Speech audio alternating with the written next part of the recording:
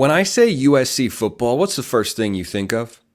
Bad defense, right? I know. You don't think about the explosive offense or Caleb Williams or Lincoln Riley. You just think bad defense that didn't allow them to hit their full potential this past year as they went 8-5, 7-5 going into their bowl game.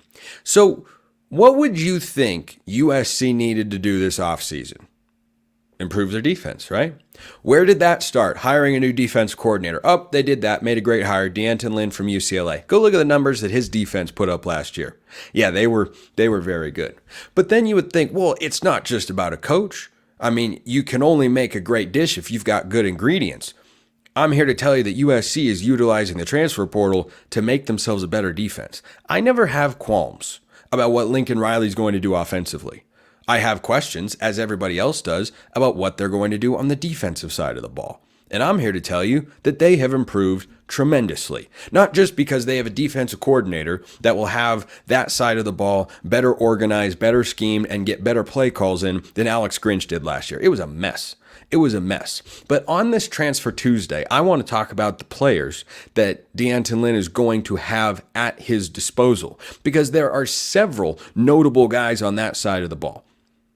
Several guys that weren't there last year that are going to come in, they're going to start. I expect them to start right away, and they're going to make an impact, and they're going to be good players. And this is a defense that lost some guys from last year's roster. You know what I say? Good. Clearly it wasn't working out very well. They have added 4 guys in particular that you should be aware of, because USC's schedule is really hard. It's really, really hard.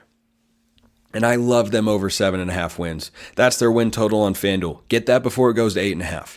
I know their schedule is brutal, but these guys are going to make an impact. Let's start with John Humphrey, who's going to come in at corner. Look, they had a former 5-star in Damani Jackson last year. It wasn't going particularly well. He goes down to Alabama. Should be able to reach his full potential or something close to it, because he's going to have much better coaching. But you bring in a guy in John Humphrey who was in that UCLA secondary last year. And in every area that you look at that UCLA defense last year, they were nasty. They were nasty. They were well coached. They were well schemed. They played hard. They were very, very good. It was the UCLA offense that actually held the Bruins back last year and led them to have the same regular season record as USC at 7-5, which is below where each was capable of reaching. But John Humphrey's a guy who, according to Pro Football Focus, had a grade last year of just under 80 on over 600 snaps. He's not the only former Bruin defensive back that's coming into the secondary for the Trojans this year. They're bringing in Kamari Ramsey. Kamari Ramsey, someone who 24/7 Sports thinks is a 4-star transfer in the portal, and USC's picked him up. Yeah, he had almost 600 snaps last year in a PFF grade right around 79. He's not the only defensive back. Those 2 guys are going to be on the field. I expect Mascarenas-Arnold to be there as well. If you ask Oregon State fans about their safety room from 2023, well, Keaton Oladapo, I mean, that guy is just a bona fide stud.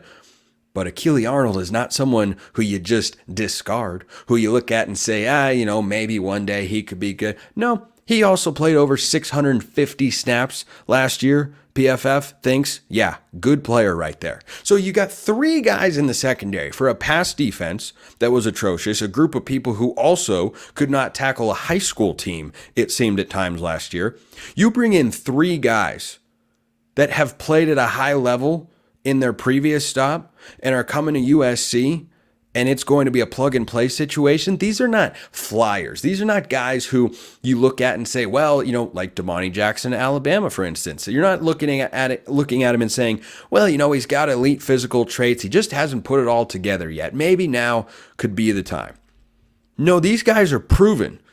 These guys are proven all-conference caliber players, plus starters on your defense, and they're going to be there. And guess what? They're not the only ones. They're not the only ones at all. And by the way, it's not as if USC is some slouch in recruiting under Lincoln Riley. Have they reached their full potential in that regard? Not even close to it. Their high school class in the 2024 cycle is 20th in the country. It should be higher than that. But it's not as if that's bad. It's not as if there's no talent on the roster. It's not as if they're trying to start completely from scratch. No, they're just trying to add a few high-end pieces here and there to at least stabilize. And remember this. USC does not need to build the best defense in the Big Ten. They don't need to have the second or third or fourth best defense in the Big Ten. In an 18-team conference, if they can be, I don't know, seventh, USC is not only going over 7.5 wins, they'll contend for a conference championship. Because with Miller Moss at quarterback, that offense is going to be plug and play successful once again. We saw it in the bowl game against Louisville, and I have no reason to think that that was just a fluke or a one-off because Miller Moss has been there for a couple of seasons. He knows Lincoln Riley's system. Lincoln Riley knows him, and he's clearly got the faith and confidence in that particular player. So I think that USC's offense is going to be just fine, and I think their defense has added these players that is going to make them significantly better. Now, they're starting from a very low point. Is it all going to get fixed in 1 year? Are they going to have a top 3 defense? No, I don't think so. But gosh, if they're just in the top third of the conference defensively in some key metrics like yards allowed and points allowed or rushing defense and stuff like that, they could be all right. They could be all right. And you know what helps to have a better run defense? They had a talented player in Tackett Curtis leave via the transfer portal. They've got some roster turnover, but they brought in a guy from Oregon State, the relative, I believe they are cousins. I could be wrong on that front. Easton Mascarenas-Arnold is related to Achille Arnold. They were both on Oregon State's defense last year. They were key players for the Beavs a season ago, who were dealing with some losses themselves via the transfer portal and senior year departures, and were still a better defense than what USC put on the field. Well, now 2 of their key players are going to come play for a high-level defensive coordinator, and Easton Mascarenas-Arnold also played a lot of football last year, 106 tackles. So I've got a tackling machine at linebacker.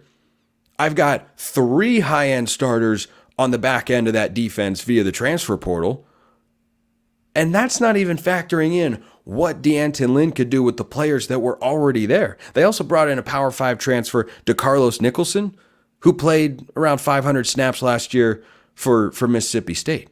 So they're bringing in guys who they don't need to work on, who don't need time to adjust to the Power 4 level or anything of the sorts. They're bringing in guys who have got a track record of success, and they just need the proper coaching, the proper scheme, the proper development. I think they've got the guy to do that. But these transfers make a big impact. And look, we saw with Colorado last year, you cannot build an entire team via the transfer portal. But can you reshape yourself on one side of the ball? Can you make drastic improvements by making the right coach or coordinator hire and a couple of key pieces? We have seen that that is the case. And that is what USC has done right here. Get USC over 7.5 while you can. It's not going to last. I think before the season starts, USC's win total will bump up to 8.5. That's how I feel. Last team that I felt you should get in on was Colorado at 4.5. It went up to 5.5.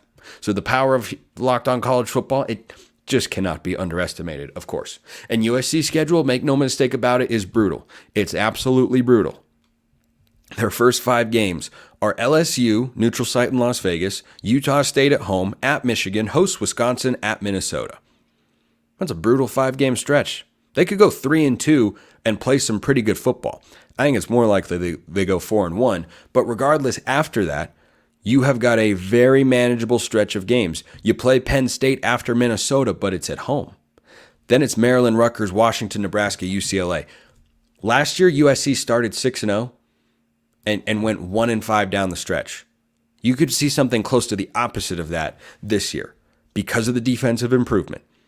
They could struggle out of the gate. They could have 3 losses in their first 5 or 6 games, but down the stretch, they're not losing more than 1 game. They have Notre Dame to end the year. That's their toughest game on the back half of their schedule quite easily. And oh, by the way, that's being played at home.